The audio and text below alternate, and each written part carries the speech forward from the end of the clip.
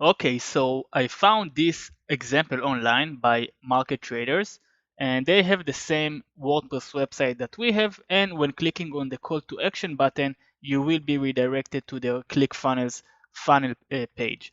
Obviously, you can get very similar results by choosing a template from ClickFunnels, but what I want to show you in this lecture is that you can build any funnel you want or any funnel you see from other people just by using the default builder. So let's see what we are going to build. We can see the first tab section is the dark section. We have the logo on the left and a button on the right. Underneath we have another section which is the white background section. Then we have another black section, and then we have another white section. All right, and of course we are going to start with the first section, which is the one over here.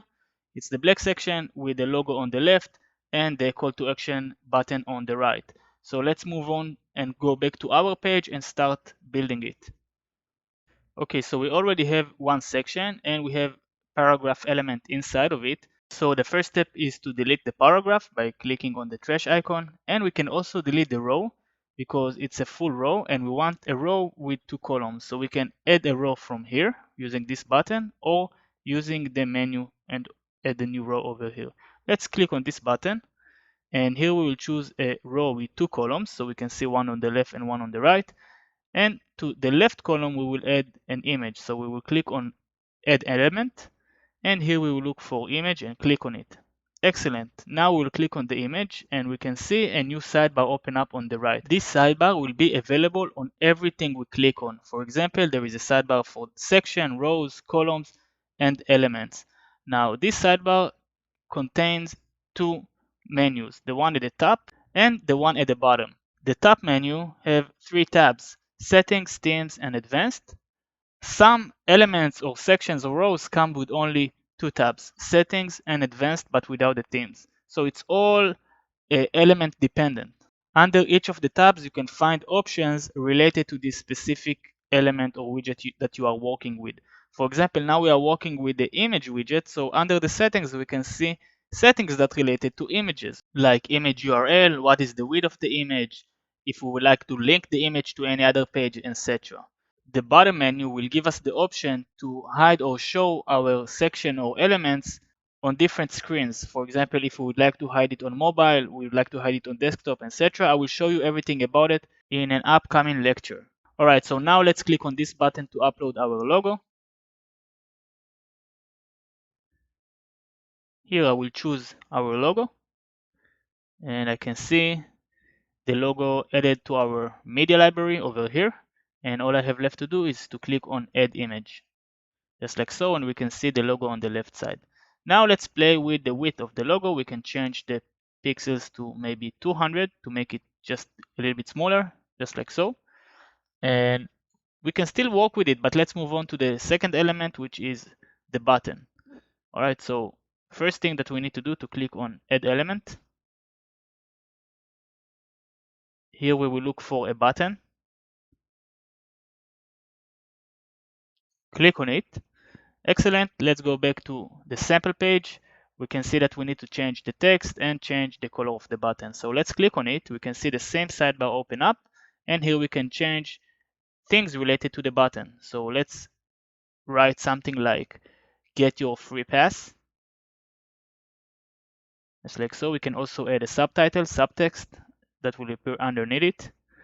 And now let's just change the color. So we will scroll down, and here in the BG color we can change it to any color that we would like. Let's say red. Excellent. So doesn't look exactly the same, but we'll keep working on it. For now, what we need to do is just to change the background color of our section to black. So we'll click on the section settings icon, and here we will change the BG color to black. It didn't change because the transparency is 0, so let's increase it to 100, and we can see our section change to black. So it looks good, however the logo it's black, so I need to change it to white. I'm gonna do it really quick. I'm going to re-upload the logo and I will come back to you in a second. Okay, so I just re-uploaded the white logo. Let's go back to our sample site and we can see that our logo should be on the left. So I'm going to click on the logo element, on the image element, switch to the advanced tab, and here I'm going to change the align to left, and I can see the logo here on the left. I can also go back to the settings and even make the logo taller, but for now I will just leave it like that. Great, now let's focus on our button. We can see on the sample side that the button taking the full width of the column. So let's click on our button. Here we will go to the advanced tab and we will change the width to full width. Now we can see that the button taking the full width, which is excellent. Now let's expand the vertical space and change the space to maybe 20 or 40, and that's how we're going to make the button taller. Now all we have left to do is just to reduce the space above the button and below the button inside the black section. So we'll go to the section settings, and here we will reduce the top padding and the bottom padding to 0.